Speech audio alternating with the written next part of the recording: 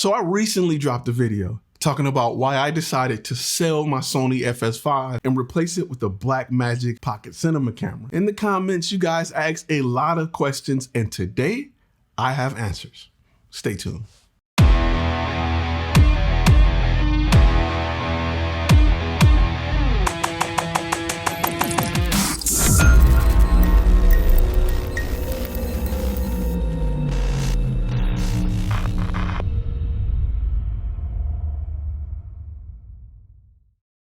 Welcome to Flash Film Academy. My name is Ty Turner, former Army combat photographer and CEO of Flash Film Media. And if this is your first time on my channel, this channel is designed for people like yourself that want to turn their passion into profit. I like to call them contentpreneurs. So let's get right into it because we got a lot of feedback from that video. Some people were happy, some people had questions, and some people were flat out mad. So let's discuss all three of those. And if you haven't seen the video, click the link, make sure you take a look at it. I talk about why I decided to sell my FS5 to purchase a Blackmagic Pocket Cinema camera, 4K of course.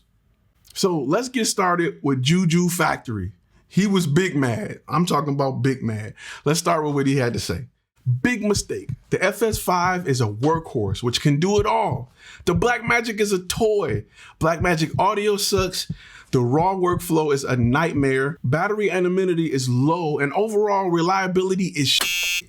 Moreover, the author claims the A6500 has better picture quality than the FS5. That's just BS. He also says the FS5 only does 8-bit internal. That's not true. The FS5 does 10-bit internal in HD. That's all you need. What corporate client needs 4K? None. Audio is key in corporate videos where interviews are often used, and FS5 and XLR inputs are great. On what planet does he live in? Juju Factory, my brother. I appreciate you for, first of all, watching the video and taking your time to go through it and write a comment. I respect everything you have to say. But let's address a few issues. One, you're correct. It does do 10-bit 1080p. What client wants 4K? Whatever client that's willing to pay for 4K. And if they're gonna pay me for it, I'm going to give it to them. Often I record in 4K anyway, just to give me flexibility, room, and greater resolution to downgrade to, and the ability to maybe crop in and crop out if needed. When you record corporate clients, they all aren't professional speakers.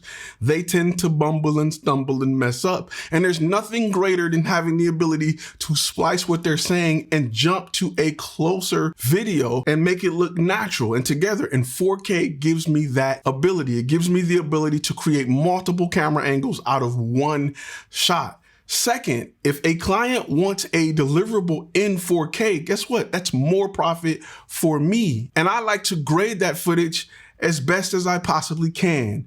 8-bit does not provide that. The FS5 is a workhorse, but the image quality is not comparable to the FS7. It's not comparable to the C200. It's not comparable to the GH5. It's just not that great of a image quality to grade. Fresh out of camera, my A6500 was sharper and looked a lot better straight out of camera.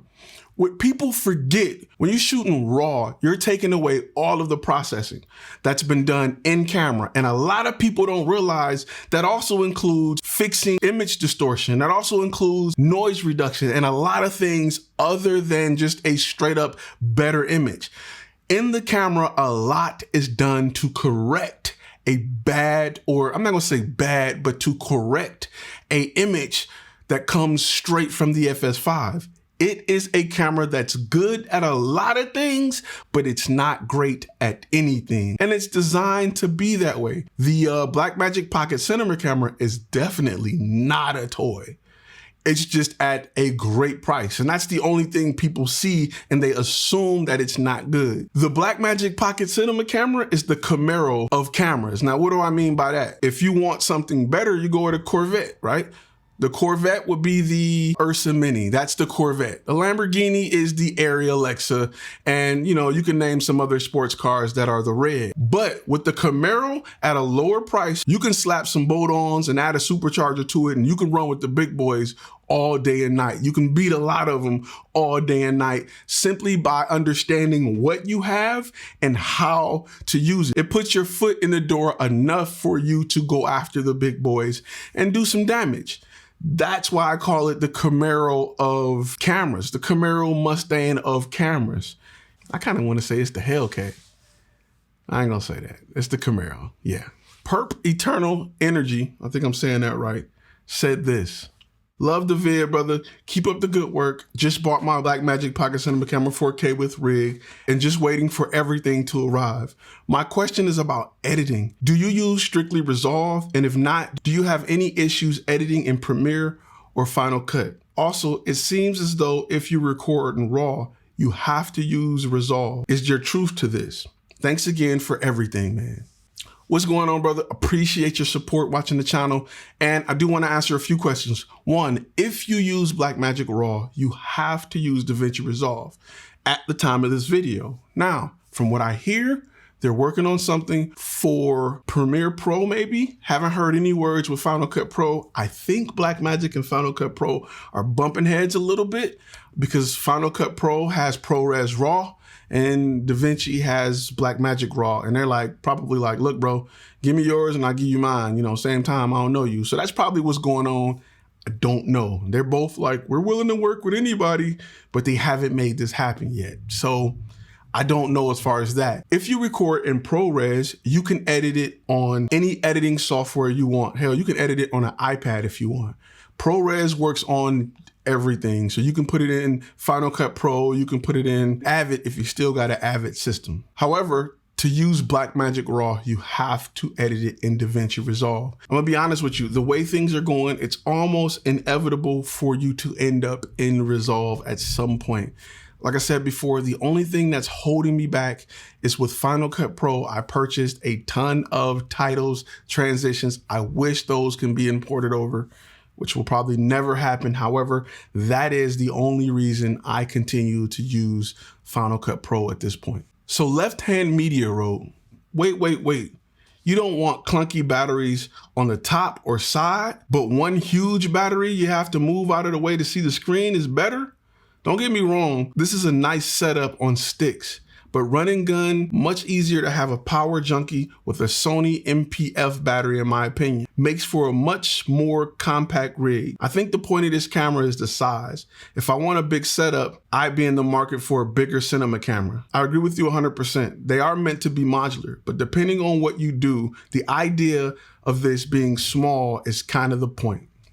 Left Hand Media, I totally agree with you. However, if you're doing a shoulder mount rig, that big battery in the back will help offset the weight. It will be a great counterweight. The Sony batteries are, if you're purchasing them straight from Sony or you're buying the high-end batteries, I trust them.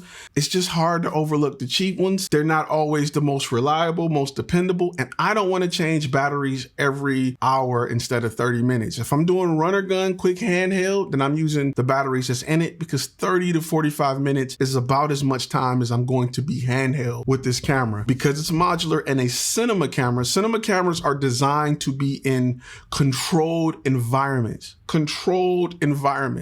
So with that being the case, in a controlled environment, I have access to power and I prefer to have a larger V-mount battery. Plus you can get a slim, small, you can get a half of a little mini V-mount battery. That's so little and you can pop it in there. I prefer to have mine that close to the screen because I can fold it out the way and look at it and fold it back up. And it's just perfectly handheld for what I'm doing. And that's just how I like mine. Again, when I go with a shoulder mounted setup, a two-handed shoulder mounted setup, I can move it back because I have a longer set of rails and have it as my counterweight. And that way I'm looking at my monitor and I can shoot it like that. But that's just my setup. Some people prefer it differently. I could actually flip the battery and have it under and just fold it up under, but I just didn't want to do that. I like to have mine up because most times I'm using a monitor unless I need to change something. And if I want to change something, I can just flip it down and change it.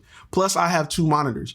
One thing that's great about the Blackmagic Pocket that I have yet to see on a lot of other cameras, especially for the price point, I can decide what features go to what monitor. For instance, I can have false colors on the back of my Blackmagic and then have a LUT displayed on whatever's connected to the HDMI port. So therefore, I still utilize both screens And if I need to utilize the camera screen, I like the flexibility of moving that back and forth. So that works for me. It may be different for every person, but because of that feature that you don't get on the FS5, it's wonderful. It's nice to have false colors in either of the screens, and maybe false colors below the LUT up top with the ability to see focus peaking or zebra on either. Like I love that feature.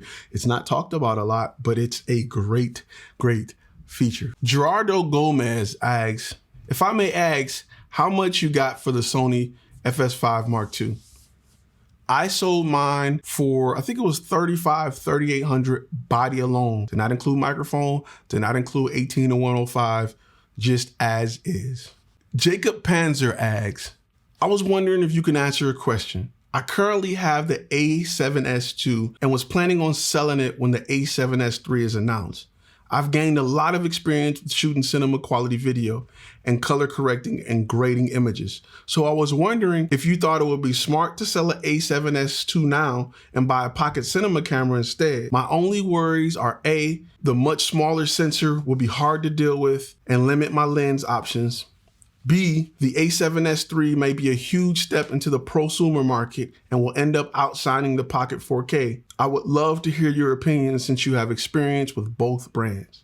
That is a great question, Jacob. I'm gonna be honest with you. Sell an A7S II immediately. People aren't even looking to buy them right now. It's going to be hard to sell because everybody who know about the camera is waiting on the 3. And when the 3 drop, whatever you think you can get for the 2 right now, you can cut that in half. Literally, not even when it dropped, not even when it's available, when it's announced. When rumors start to get really true, when there's rumors of, hey, Sony's going to announce the A7S III this Thursday, it's over.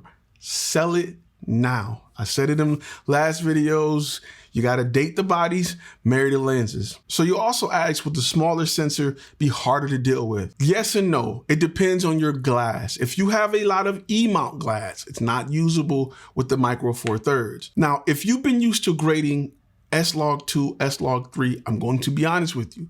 Coming to Blackmagic is a whole different ballgame. Grading S-Log2 and S-Log3 is like the amateur league. When you get a 12-bit signal, you're gonna be like, whoa, I can push and pull this image and get great stuff out of it. I can get really creative with it compared to an 8-bit 14 stops of dynamic range codec. And that MP4 codec is just, it's not, you only have maybe 20% of the flexibility you'll have with Blackmagic RAW. Even with ProRes, you gain a whole lot. So if you think you're working with a lot, you just wait till you get a hold of a lot of data and you'll have the ability to really grade and get a beautiful image out of a cinema camera compared to a video camera. Another question you asked was about lenses. Going to be honest with you, this depends on the type of lenses you have. If you have a lot of EF glass, you will be fine because the Micro Four Thirds can adapt to EF without a problem and it works beautifully. If you have a lot of E-mount glass, you will not be able to use it as of the time of this video with the Blackmagic Pocket Cinema cameras. I personally have not found a way to use my E-mount lenses with my Blackmagic Pocket Cinema camera. If any of you know a way to do this, please post that information in the comments because I have a lot of E-mount glass that I used on my A6500s or FS5s that I would love to use with the Blackmagic Pocket Cinema camera. One of them being the 100mm STF. With that bokeh, that thing would be a beast with the Blackmagic Pocket Cinema camera.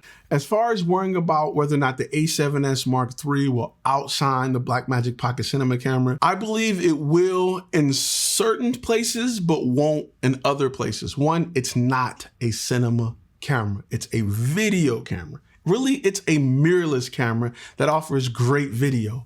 It will not outshine the Blackmagic Pocket Cinema camera in things that the cinema camera is designed to do. So it probably won't give you 12-bit. They're not going to give you RAW, not internally. You'll still have to go and get an external recorder. It's so little, they wouldn't be able to keep the heat down, and it's just a lot to squeeze in that small body. They're probably going to give you 100 megabytes per second, 4K, maybe 150 megabytes per second, but they're limited to the SD cards and the speeds of the SD cards. Now it could have CFast, I don't know. However, I think that whatever they give you, 8K, 6K, 4.6K, is still going to be a compressed signal in MP4 format. Now they may offer the ability to give you RAW via an HDMI port that goes to an Atomos recorder, but I doubt it's going to be 12-bit. It would be nice. It's probably going to be 10-bit because that's what Nikon and everybody else is giving you.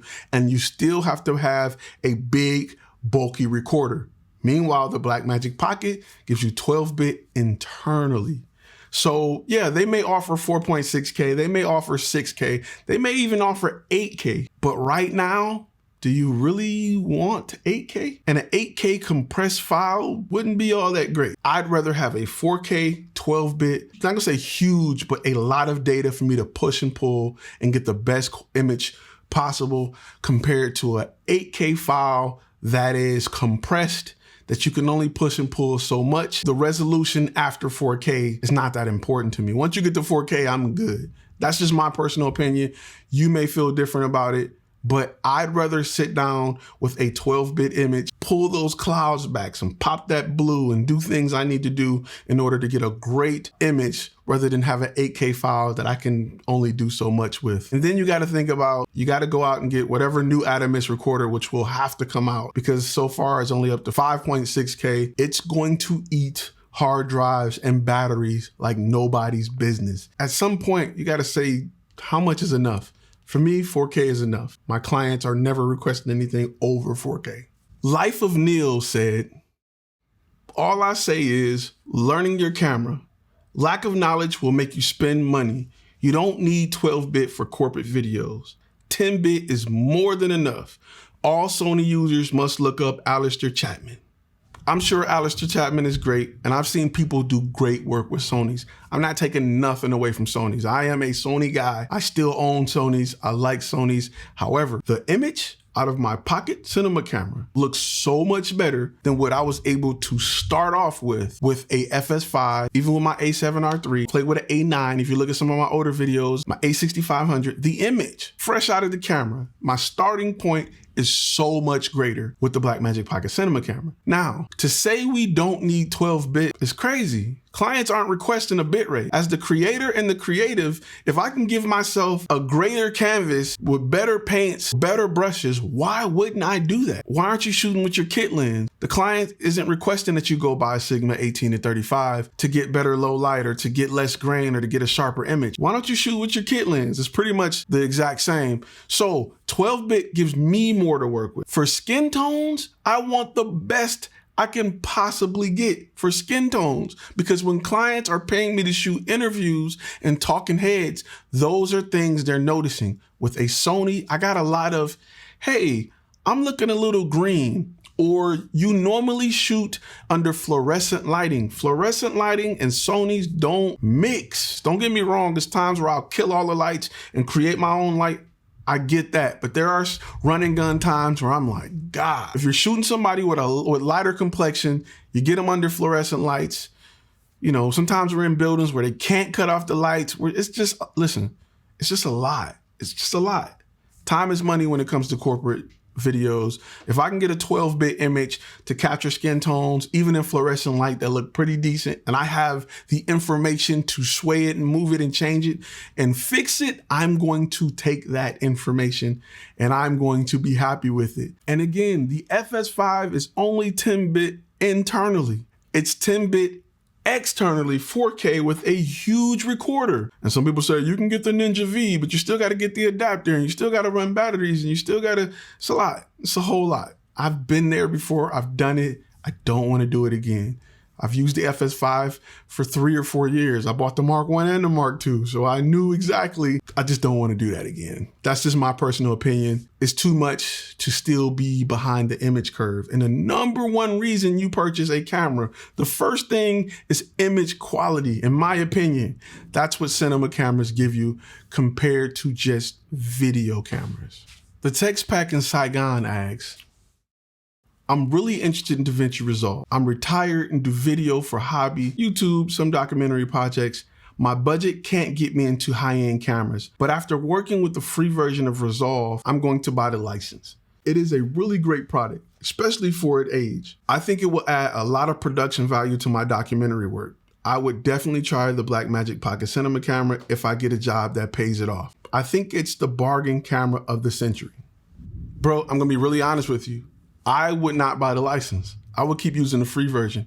If you plan on buying a Pocket Cinema camera, there's no reason to pay $300 for something and then go back and buy it again with the Blackmagic Pocket, being only $12.99. Just take $300 off of that, and that's the rest you have to come up with. You can also check online. There's people who buy multiple cameras who have multiple licenses that sell them. I don't know if that's right, wrong, ethical or not. I have no idea. Again, I don't have a relationship with Blackmagic, but you can often find them for sale that way, maybe on eBay or something. However, the free version will more than work until then. Don't get me wrong, there are some features I really like about the paid version. Noise reduction, things like that. Noise reduction alone is probably one of the best in the industry. I use Neat Video and the Blackmagic blows it out of the water every single time. However, the color grading feature on DaVinci Resolve is the industry standard. It is perfect, especially if you're using a camera that gives you enough data to really utilize that application.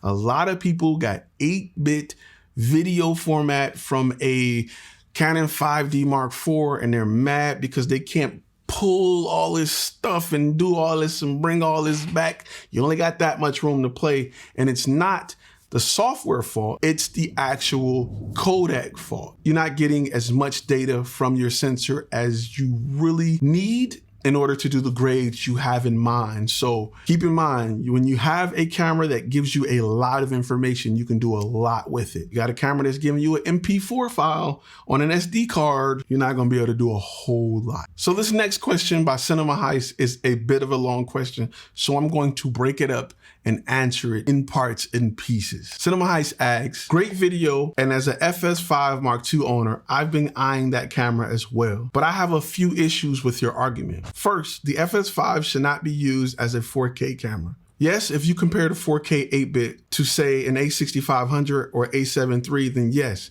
it's not that great. But I only shoot 1080p 10-bit 422, and that image is way better than any of the consumer Sony cameras. I've owned all of them. The value of the FS5 Mark II is a 1080p 10-bit 422 and an easy to use light codec. Even the C200 doesn't offer that. For event shooting, the corporate gigs is really valuable, especially when you include ergonomics and functionality.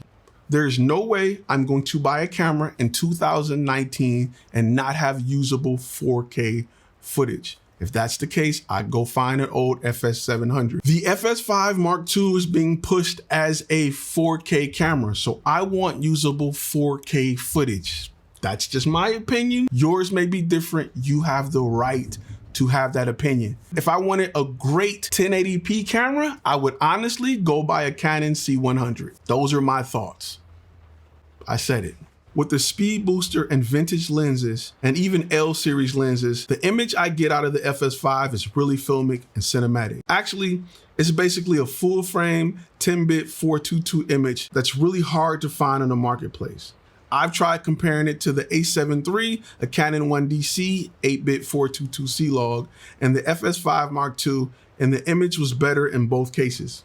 Okay, again, we're still comparing 1080p images to all those cameras. The Canon DSLR video conversation to me doesn't exist because I don't like any video quality from any of the Canon DSLRs other than the 1DX. I'm talking about recent models, the 5D Mark IV, no other Canon camera. The 1DX is okay, but it's a crop sensor. So to compare that to the FS5 Mark II, the Canon is still a little better because it gives you better color science, and the 1DX gives you better autofocus. But again, we're talking about 4K from the FS5 Mark II. It shouldn't even be on the same level as those. It shouldn't even be close. You don't hear people comparing the FS7 to the 1DX or the 5D Mark IV. It just doesn't happen. And for the price point, this camera is running circles around it. Like the Blackmagic Pocket Cinema camera is $12.99. It shouldn't even be close. And this camera runs circles around the FS5 Mark II. To me, it's not much of an argument, but I'm not recording in 1080p. I'm recording in 4K. And And even if I was recording in 1080p, I'll still take the 12-bit version using this camera than the 10-bit ProRes version of the FS5 Mark II. That's just my opinion. If you're gonna shoot in 1080p, I'll even take the color of the Blackmagic over the FS5. And listen, go back and look at my videos. I was a die-hard FS5 guy. I'm not BSing you. That was my camera. I bought 2 of them. That was my live or die camera. I was cool with it until I got this, and I was like, whoa. You know what I mean? It's just a different ball game, and I'm just shooting it straight to you guys. The FS5 kills in run and gun dock style shooting. When I need ultimate image quality on a short film or commercial, I would just run an Alexa or Red anyway.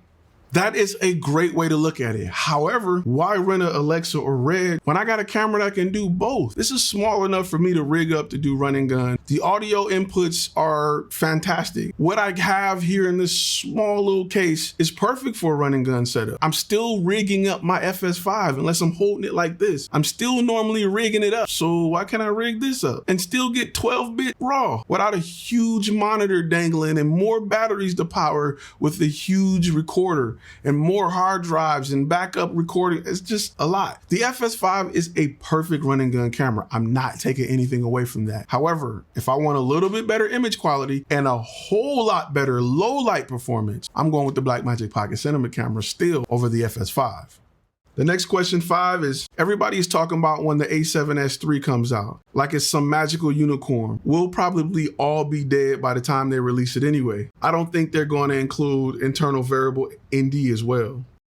The A7S III will probably hit shelves this year. I'm thinking fall of this year. Will it be a unicorn? Yeah, the A7S II is a unicorn. The A7S II outshoots the FS5 in low light. Is not even close. The things that have changed between the A7S II and the future A7S III is Sony got really serious about autofocus, really serious about face detection, really serious about resolution. So those things are going to be implemented on the A7S III. If it has a variable ND filter, the FS5s are completely dead. They will be paperweights when the A7S III drop. If you're an FS5 user, you better hope that doesn't come out on that camera. Unlike Canon, Sony's not afraid to step on his own toes when it comes to cameras. Canon won't allow its DSLRs or mirrorless to shine in the video department because they still want you to buy C100s and C200s. They're not giving you RAW on a mirrorless camera. However, Sony don't care, bro. Sony will jump over everything. They don't care. They will bring out a mirrorless camera that outshines the freaking FS7 in a heartbeat. That's just how Sony rolls. I'm just being real with you. Another company that's doing that is Nikon. They don't got no big brother cameras to worry about. They don't got any cinema cameras to worry about. So their mirrorless cameras can be their best video cameras. And they buy their sensors from Sony. Just want to throw that in there real quick. At the end, he said, all that being said, I definitely see the appeal of the camera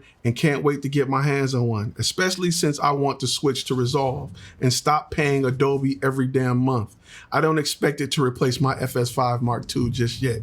You, my friend, will be surprised because using this camera with the Kodak and the image quality will be perfect for your documentaries and commercials and run and gun use. I love what I've seen from it so far, and it has become my go-to camera. And I don't have a reason to lie to you guys. This is my opinion. I'm not one of them reviewers that say, if you like this, stick with that. And if you like, listen, this camera is the truth. $12.99. Show me something that's better that's within $1,000. Show me something that's better that's within $3,000. Maybe the EVO 1, maybe, and you still need a recorder to get the max quality out of it. Like, show me something that's close. You can buy 3 of these for the price of whatever is closer. Blackmagic Design is trying to be a disruptor in the game. DaVinci Resolve is a disruptor. It's a complete disruptor. It's always been that way. And when you slap an editing suite on it, it's even more of a disruptor. When you slap an FX suite like Fusion, it's more of a disruptor. And then they went out and bought a company that specializes in audio. It's more like they're giving you everything for almost nothing. The new cut feature is going directly after Final Cut Pro. For all you guys that like magnetic timelines and You don't want to use, that's cool. They say, we got you. Boom, we adding that on it and it's still free. So they are disruptors in the game. I like disruptors because disruptors tend to give you a lot more for a lot less. And it forces those old gray hair guys in the office somewhere to say, we got to make changes. People aren't just buying Canon because it's Canon. And there's other companies that are disruptors. You guys like them too. Look at Sigma right now with their lenses. It used to be a time where the old guys would be like, if it's not Canon or Nikon, I'm not buying it. I'm not buying that Sigma trash, that Tamron trash. And Sigma is bringing it right now. The 18-35 is a revolutionary lens. So Blackmagic Design is giving you that right now. It's challenging you to be different. It's challenging you to separate yourself and get out of that fanboyism and say, we're giving you everything you need for a price that you can afford. What are you going to do about it? You're going to either evolve or die. Check out Gary Vee. He loves to say that. You're going to either evolve or you're going to die. All right, guys. If you learned anything today, hopefully it wasn't too long of a video, but make sure you hit that thumbs up button. If you don't like it, hit the thumbs down button twice. If you got more questions, hey, let's talk in these comments. I'm about that life. Anybody left a comment, I'm about that life. I get back with you and we talk when we rap and I answer questions and, hopefully make another video explaining what it is and let's talk. I appreciate you guys' support and it's been a great week. You guys have been active and talking and I love it. I'll see you guys in the next video.